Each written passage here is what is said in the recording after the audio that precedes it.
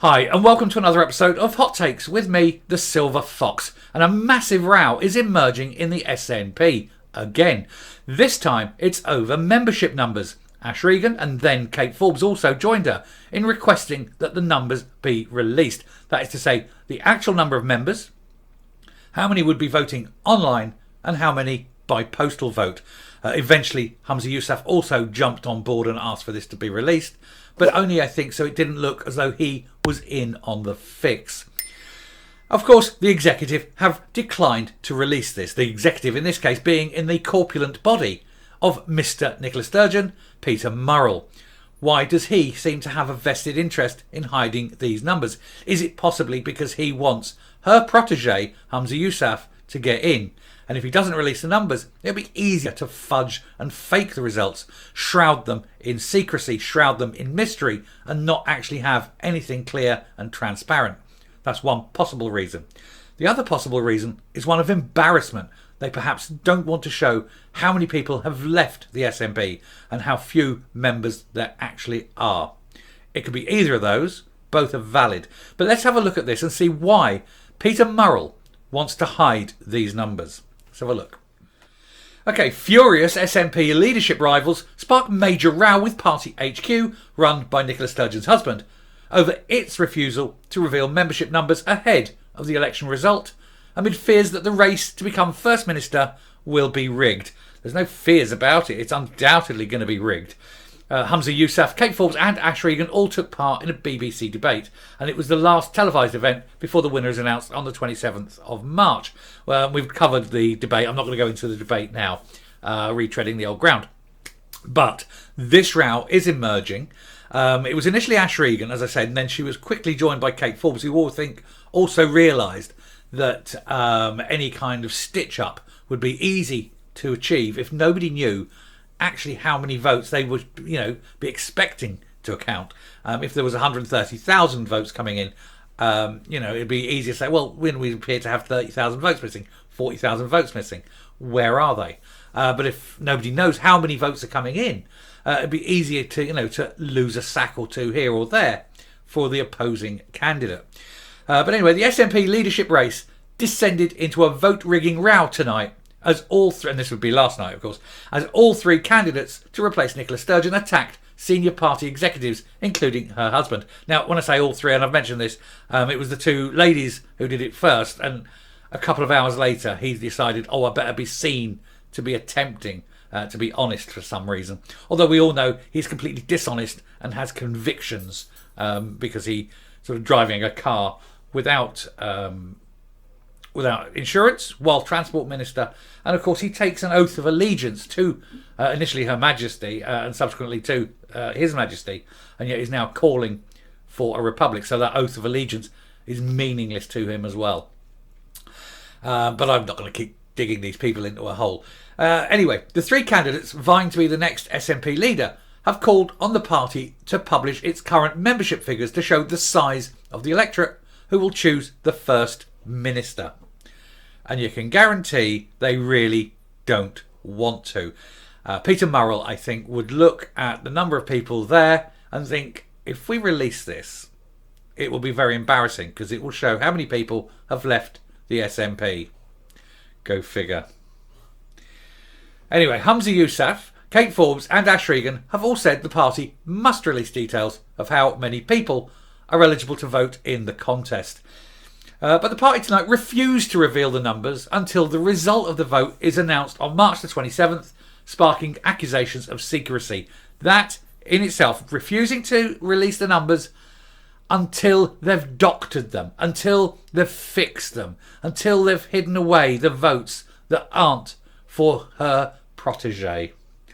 It stinks. It is completely corrupt. This is not democracy. Why are they scared? I'll tell you why they're scared. They know for a fact that unless it's a fix, unless he is shoehorned in, he will not get the job. And they don't want anyone else but him to have the job. Miss Regan, the outsider and a critic of Miss Sturgeon, said that the numbers were required to ensure a fair and transparent leadership election. Although, to be fair, it is the SNP, and I've said this before, but it is the SNP. Nothing is ever fair or transparent. In a letter to Peter Murrell, the SNP CEO, is also Mrs. Sturgeon's husband and fellow conspirator. As the Chief Executive Officer of the SNP, it is your responsibility to ensure that the leadership election process is transparent, fair and equitable. Providing this information is crucial to fostering trust and confidence among the candidates, their campaign teams and the party members who are participating in this election. The last thing Peter Murrell wants is openness, honesty and transparency. They are not bywords in that man's dictionary. He would have to look them up. He has no idea what these words mean. And there he is. He looks like a slimy toad, doesn't he? He looks like someone who would steal the biscuits from your baby. And he doesn't want the truth to come out. I mean, he knows that if he upsets her, he's finished. And he doesn't want to upset her because he has relied on her to cover him.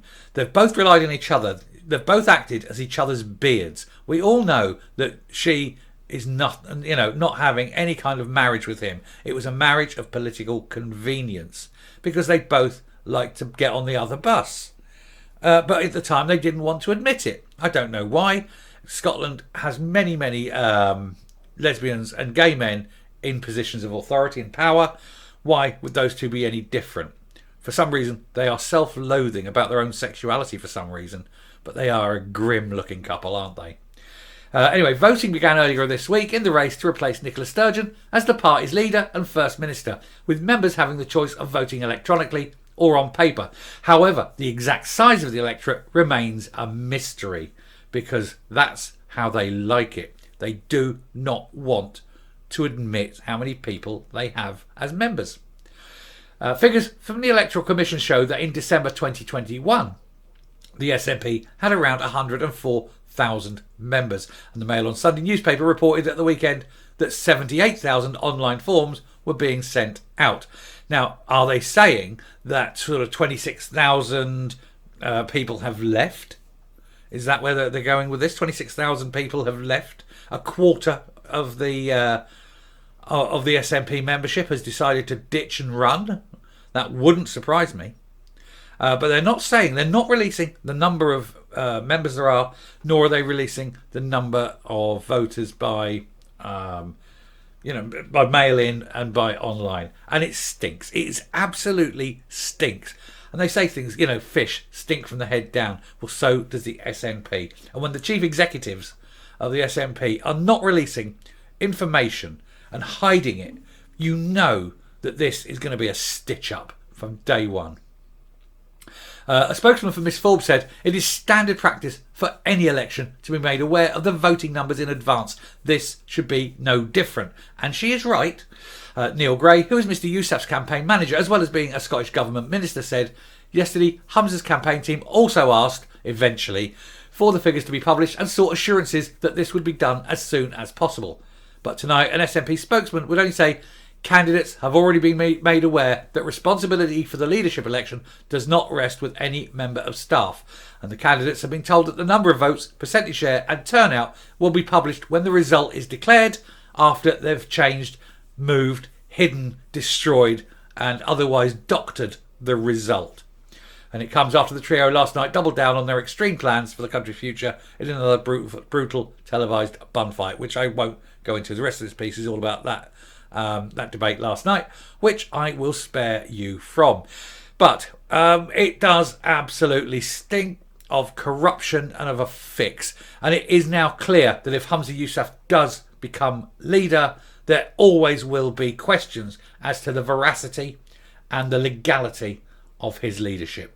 So I shall finish there, come up and we will round off the video.